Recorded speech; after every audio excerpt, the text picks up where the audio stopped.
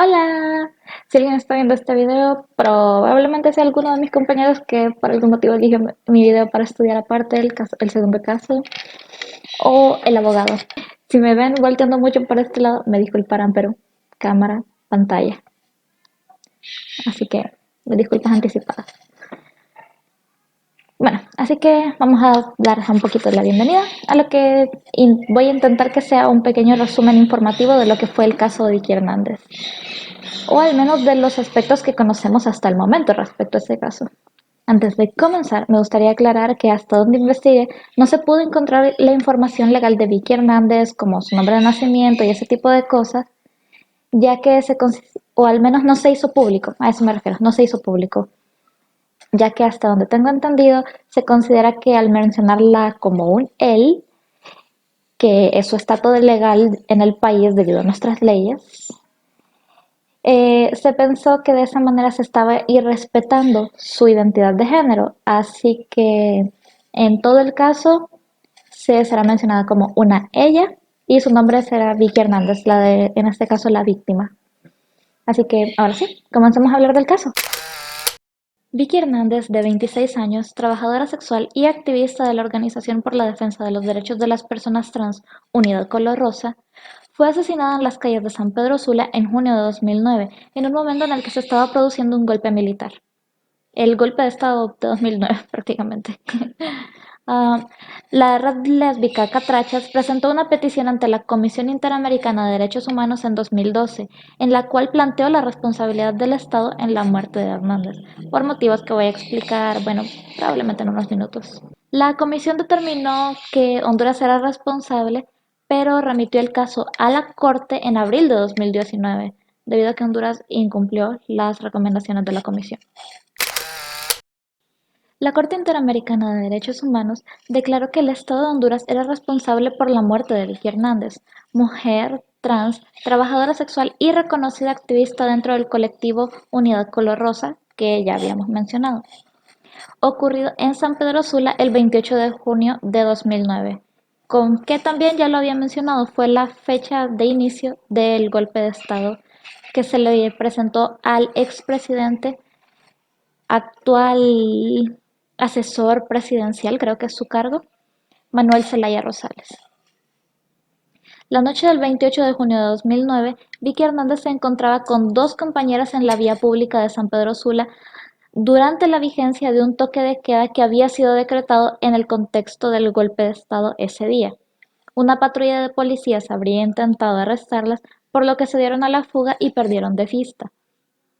Al día siguiente, Vicky Hernández fue encontrada sin vida, con heridas de armas de fuego. Hasta el día de hoy su muerte no ha sido aclarada por las autoridades y el caso permanece impune. En su sentencia, la Corte constató que existían varios indicios de la participación de agentes estatales que apuntan a una responsabilidad del Estado por violación del derecho a la vida y a la integridad de Vicky Hernández, ocurrida en un contexto de violencia contra las personas LGBTIQ+, y en particular contra las mujeres trans trabajadoras sexuales. El Estado reconoció parcialmente su responsabilidad internacional, en el entendido que las autoridades no efectuaron con la debida diligencia la investigación por el homicidio de Vicky Hernández. La Corte señaló que durante la investigación las autoridades no consideraron el contexto de discriminación y violencia policial contra las personas LGBTIQ+, y las mujeres trans trabajadoras sexuales. En otro orden, el tribunal determinó que al haber sido asesinada y durante la investigación del homicidio, así como durante el marco del juicio general de discriminación, se vulneraron los derechos al reconocimiento de la personalidad jurídica y no discriminación y el derecho a la identidad de género de Vicky Hernández. A su vez, la Corte encontró que se vulneró el derecho a una vida libre de violencia para las víctimas y sus familiares, considerando que la Convención Interamericana para Prevenir, Sancionar y Erradicar la Violencia contra las Mujeres se refiere también a situaciones de violencia basada en su género contra las mujeres trans. El tribunal también encontró que las familiares de Vicky Hernández resultaron afectadas por el sufrimiento que les causó su muerte. La situación permanente de discriminación de la cual ella era objeto y la situación de impunidad a la en la cual se encuentra el homicidio.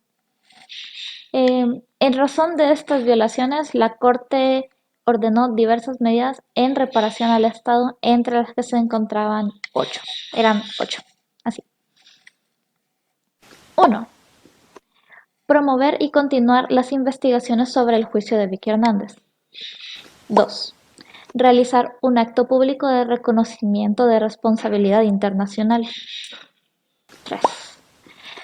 Realizar un audiovisual documental sobre la situación de discriminación y violencia que experimentan las mujeres trans en Honduras.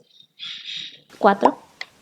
Crear una beca educativa Vicky Hernández para mujeres trans. 5.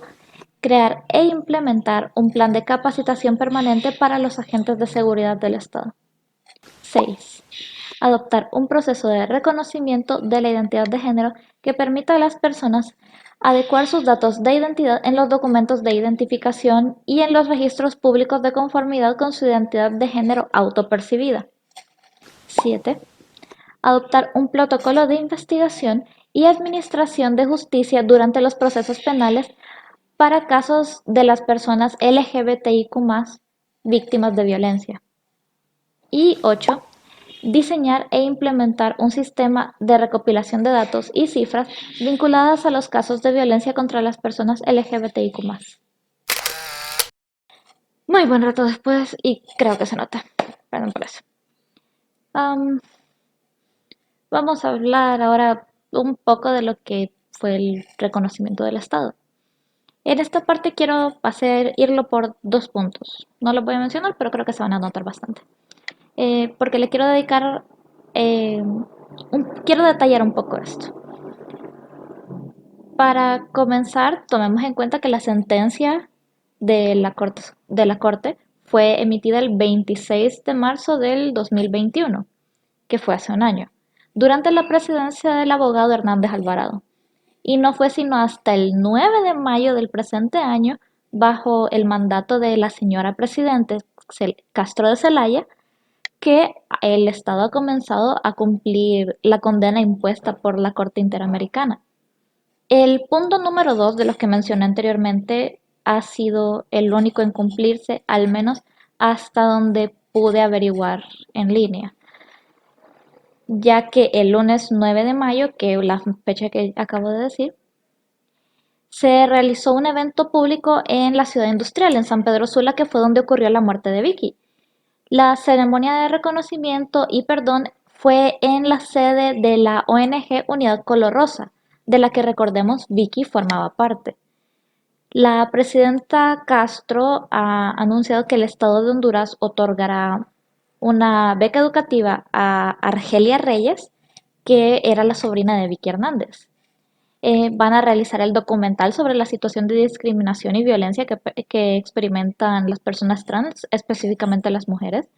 Se adoptará un procedimiento para el reconocimiento de la identidad de género, que, seamos realistas, esto no va a pasar en el corto plazo. Y se diseñará un sistema de recopilación de datos y cifras vinculadas a los casos de violencia contra las personas LGBTIQ+, tal y como ordenó la Corte. También se creará una beca educativa para las mujeres trans. Implementará un plan de capacitación permanente para agentes de los cuerpos de seguridad, adoptarán protocolos de investigación y administración de justicia durante los procesos penales para casos de víctimas LGBTIQ+, para personas víctimas de violencia dentro de ese colectivo. Y hasta ahí todo suena bastante bien, que realmente la presidenta parecía que iba a cumplir lo dictaminado por la Corte, pero ni siquiera se presentó al evento de manera física, se presentó por medio de una videollamada. Hasta ahí solo se ha dicho, lo único que se ha hecho es el punto número 2. Allí termina todo lo que se puede encontrar. Tomemos en cuenta que ya pasaron 3 meses de esto. Uno esperaría al menos un informe de avances respecto a estos casos.